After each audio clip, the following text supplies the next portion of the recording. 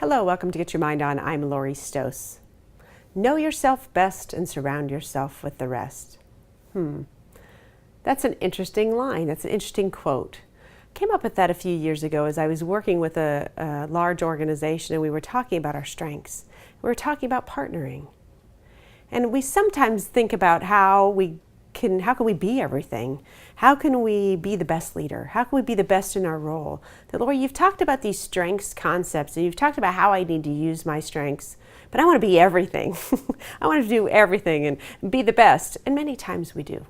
Many times we want to be the person who can say they are well-rounded and they can accomplish many different types of things. But you know what? Sometimes that's not who we are. So we have to think about how can we accomplish things based upon who we are, knowing our strengths, but how can we capitalize on the strengths of others? No organization can succeed and be successful without work of teams, bringing people together and becoming partners. But again, it starts first with us. That's when we started this series. I started with you, thinking about who you are and what your strengths are, because we need to know what we can contribute best. We need to be able to say with confidence, not with an ego, with confidence to be able to say, this is what I do well and this is how I can contribute to the team. So as we're sitting around the table thinking about that, I know what I contribute. If somebody else starts talking about what they can contribute, how successful this could be. The energy comes, the multiplication of our efficiency occurs, and there's more success for ourselves, for our team, and of course for our clients. So thinking about that, when you look at working with the team and thinking about what you do best, you need to be able to be clear about that. And you need to think about, in my role, this is what I need. And there may be some things that I need help with. So we have to think about, gosh, we can't ignore those weaknesses, those non-talents that we have. But there's two ways to look at that. One, I could find some of my strengths to help with that. Or two, find a partner. Find a partner who I work with who's really, really good at something. Find a partner who does those things really well. And when I sit in these meetings with organizations, many times I ask the question, we have job descriptions, but do we have to follow them exactly as they are? Does it say that John needs to do this percent and Lori needs to do this percent? No, it doesn't. It's all about getting the outcome and getting the outcome to the client in the most efficient way. So when you think about that and we're working together as a team, how great would it be if I could do more of what I love and somebody else could do more of what they love? And guess what? We get more done, we're more engaged, and we have better success.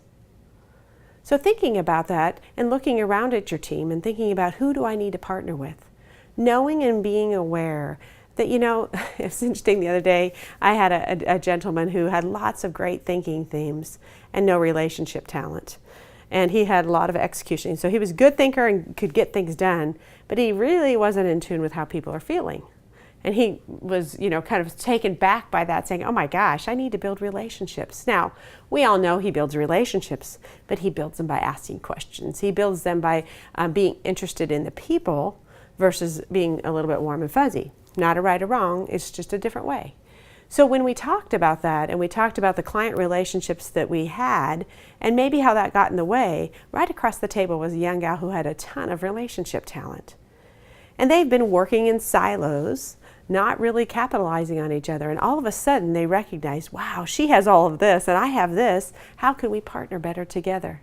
And it was so great because you could see the energy come. You could see the enthusiasm spark as they started talking about the project and how they could maybe do things differently. That's what was great to see, right? It was great to see versus him being frustrated that, gosh, I probably am not getting where I need to get with some of these relationships or some of the business because I don't have the relationships like she does. So it was just an amazing way to think about a partnership and how partnerships can be successful. So I want us to really think about that we can't really be everything to everybody. And sometimes our role does, we need lots of different talents in our role. So thinking about, again, who do we know that we can work on the team with us that can help us be successful? And the other thing when I think about that piece is I really think about when we don't give those opportunities to those individuals, like him not taking advantage of her, we're kind of robbing her of an opportunity to use her talent. Right? Sometimes we go, oh, I don't want to give that to them because I don't like to do it, therefore they're not going to like to do it. When they could be sitting there going, oh my gosh, I love to do that. And we did have that opportunity this week on someone who's saying, I don't really like site visits. And somebody else across the table goes, oh my gosh, I love site visits. So we talked about how can we do more of that and swapping. And again, engaging more. For positive charge this week, number 1, think about who are your best partners and why.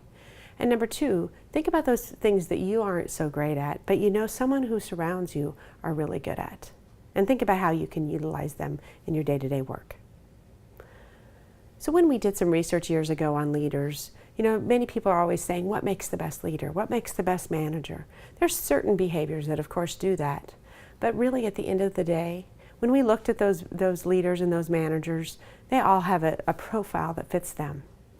And the best part of it was they knew themselves best and they surrounded themselves with the rest. No one can be everything, but utilizing in your partnerships will make you most successful. Thank you for joining us today, and remember to get your mind on.